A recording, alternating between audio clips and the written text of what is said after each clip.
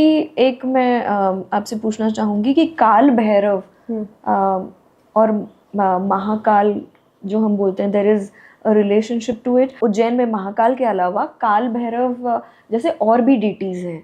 तो महाकाल आपको उज्जैन में नहीं, काशी में भी मिलते हैं। काशी के कोतवाल कहा जाता है उन्हें, राइट।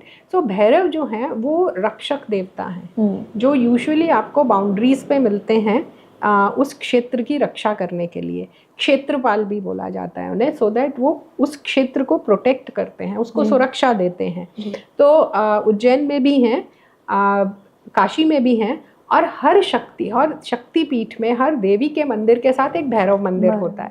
हर देवी के स्वरूप के साथ एक भैरव स्वरूप होता है, और वो यूजुअली आपको मंदिर के बाहर मिल जाएंगे। जैसे आप विंध्यावासिनी में जाते हैं जब मंदिर में, तो मंदिर में जाने से पहले आपको बाहर भैरव के मंदिर मिल जाएंगे। Unfortunately lot of those temples are not in a good shape, तो बहुत अच्छे से उनकी रख रखाव नहीं हो रहा है, लेकिन वो हमारे रक्षक देवता हैं।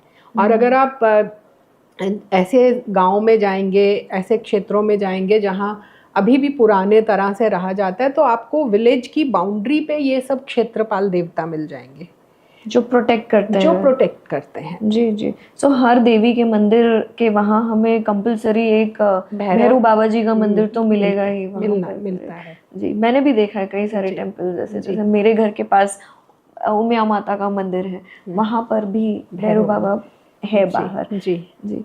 सो आज आपको क्या लगता है कि आज के युग में मोक्ष प्राप्ति के लिए अगर हम देखें तो कोई ऐसी रुकावटें हैं जो आती हैं? तो हम जितना अपने आप को इस संसार में जितना उलझाते जाएंगे, उतना हम मोक्ष से दूर होते जाएंगे।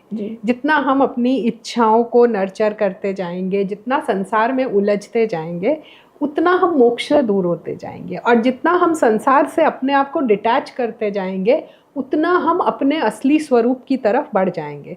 तो आज की डेट में जितने जो षड रिपु जिसे हम कहते हैं, काम क्रोध मोह माया मद मत्सर्य, यही 6 रिपु हैं या 6 दुश्मन हैं हमारे, जिनको हमें कॉन्कर करना है। The day you conquer them you are closer to moksha. जी। और ये तो हमें हर तरह से मिल जाते हैं। You know, we want to keep engaging with the world, we want to keep feeding our desires, we want to keep eating everything, you want to keep engaging your senses। तो ये सब हमें मोक्ष से दूर कर रहे हैं। राइट। कैसी, मतलब कौन सी ऐसी चीज़ें हैं जैसे आपने बताया, if I ask you in depth? So जैसे आपकी इच्छाएं हैं, डिज़ायर्स हैं। Let's say you have 100 sarees, okay, the moment you buy 2 sarees you want to have 20, you buy 20, you want to have 200, you have 200, you want to have 2000. So that's feeding your desire. At some point in time you have to kill them. If you don't kill them, they'll keep increasing, they'll keep multiplying. ये हमारी desires हैं। फिर हमारी attachment, ये मेरा है, ये मेरा नहीं है। We divide the whole world into mine and not mine, and that is the biggest hindrance in our spiritual journey. In fact, one of the goals of spiritual journey is to remove this feeling of mamatva. You know, हमें हिंदी फिल्मों ने बहुत ये concept बेच दिया है कि ममता बहुत अच्छी चीज़ है, जबकि ममत्व को एक हिंड्रेंस बोला गया, एक बाधा बोला गया है स्पिरिचुअल जर्नी में। बिकॉज द मोमेंट आई से यू आर माई फ्रेंड, मैं ये कह रही हूँ कि बाकी लोग मेरे फ्रेंड नहीं हैं। Attachment, mamatva, mine or not mine, but these are all basic human nature, right? That's what, so you have to go above the human nature. पर वो कोई मतलब महात्मा पुरुष ही कर सकते हैं, तो उन्हीं को मोक्ष मिलता है। क्योंकि हम लोग, तो कबीर ने इसको बहुत अच्छे से, एक कबीर की साखी है जो बहुत पॉपुलर है, हर कोई स्कूल में पढ़ता है। कबीरा खड़ा बाजार में मांगे सबकी खैर, ना काहू से दोस्ती ना काहू से बैर।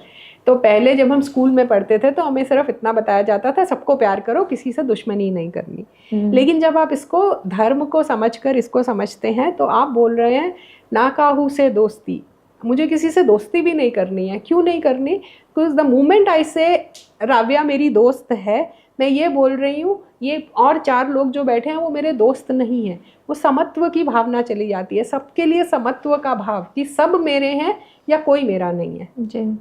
दैट समत्व का भाव कि ये तो आपका जो व्यवहार है सबके लिए बराबर हो जाएगा, तो उसमें आपका विवेक काम करेगा और आप तब देखेंगे कि आप सही गलत का तब द हिंड्रेंस कहाँ आती है।